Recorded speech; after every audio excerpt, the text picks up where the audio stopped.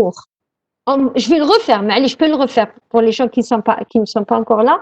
Mais je le referai la semaine الجاية, Inch'Allah. السبت الجاي. اليوم, je vais faire surtout je vais commencer par le 3. Le 2, on l'a déjà traité en cours, ensemble. Je vais quand même le refaire. D'accord? Oui, on l'a fait, oui.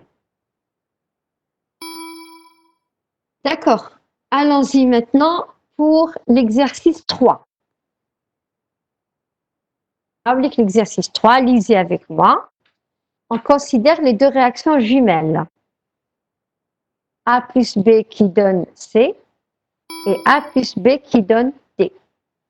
Avec A0 égale à 1 mol par litre et B0 égale à 3 moles par litre. Bon. On constate que la concentration de A est réduite de moitié en 20 minutes. À ce moment, 7% de la quantité de A est dissociée, s'est transformée en C et 93% en D. Sachant que les deux réactions sont élémentaires, pardon, il manque quelque chose ici. Deux réactions, c'est-à-dire que même dans le texte, il faudra que je la rajoute. Les deux réactions sont élémentaires. Calculez K1 et K2. Et la question 2, c'est quelle est la quantité de A qui a réagi à T égale à 10 minutes. Bien.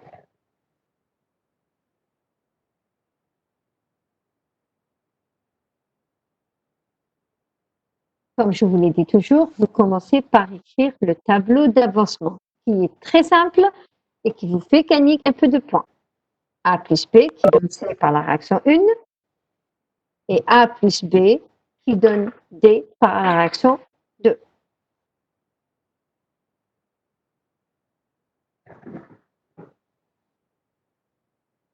OK? Il faudra apprendre à traduire ces phrases en équation.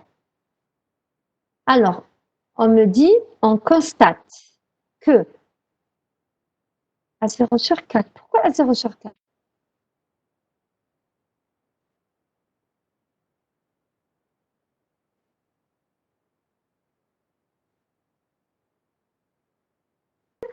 C'est ce qui s'est transformé de A.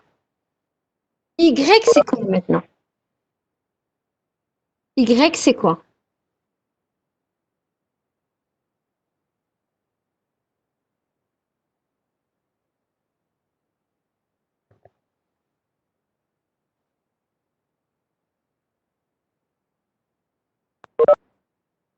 « 7% de 0,5. Très, très bien. Très bien. Y, il représente la concentration de C formée, et comme vous venez de dire, c'est 7% de 0,5.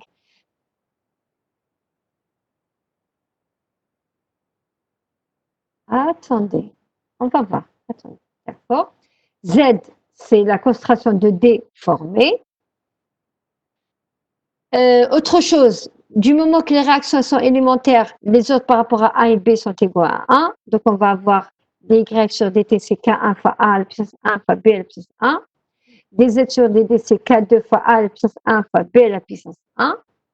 dx sur dt, c'est K1 fois A à la puissance 1 fois B à la puissance 1, plus K2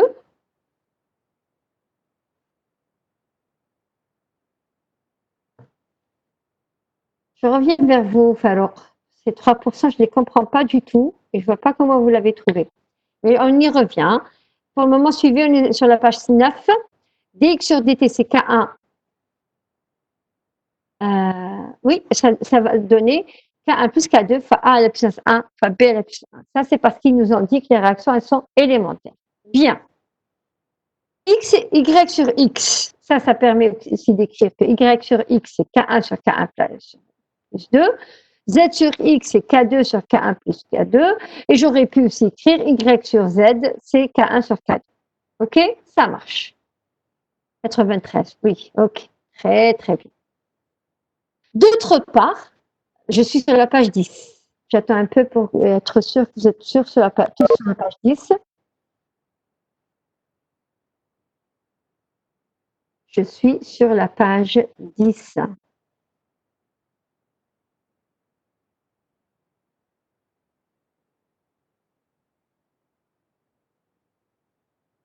à t égale à 20 minutes, 7% de la quantité de A dissociée s'est transformée en C et 93% en D.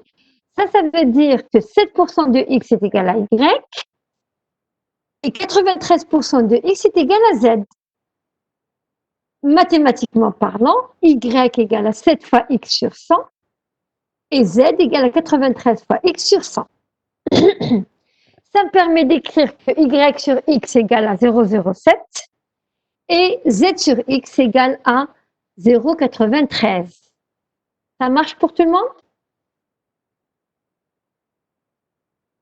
Donc en fait, comme j'ai la valeur de X à T égale à 20 minutes, je sais aussi calculer X, Z et Y.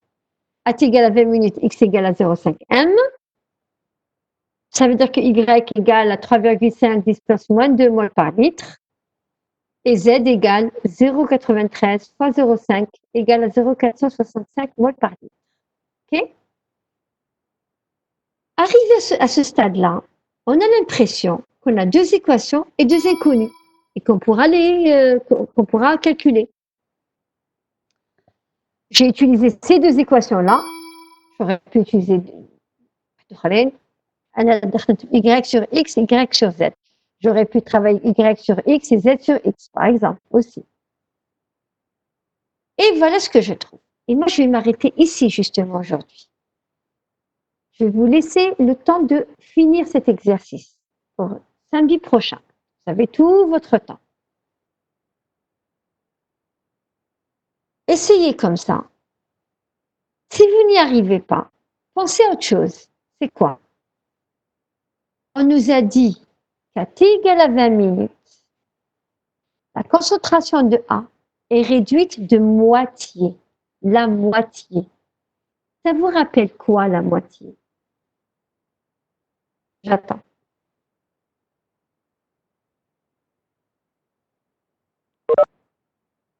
T1,5. Très, très bien. T1,5, merci beaucoup. Donc, essayez de trouver K1 et K2 par ces deux équations qu'on vient d'écrire, ou deux autres équations, comme vous voulez. Si vous n'y arrivez pas, pensez à cette histoire de T1,5. Et sur ce, moi, je vais me taire, je vais vous laisser le champ. Essayez par vous-même. Donc, moi, ce que je vais vous envoyer, je vais vous envoyer la solution jusqu'à la page 10. Et je m'arrête. Chez vous, essayez de finir l'exercice. D'accord? D'accord. Et on va peut-être même commencer la série sur les réactions successives. Hein, parce qu'il ne reste pas grand-chose, comme vous le voyez. Donc, et demain, on commence le cours sur les réactions successives. Donc, finissez cet exercice. Comme l'exercice 2, on l'a déjà fait dans le cours. Mais je pourrais le refaire pour vous, il n'y a aucun problème. D'accord? OK. Et aujourd'hui, je ne ferai pas le TD sur la catalyse.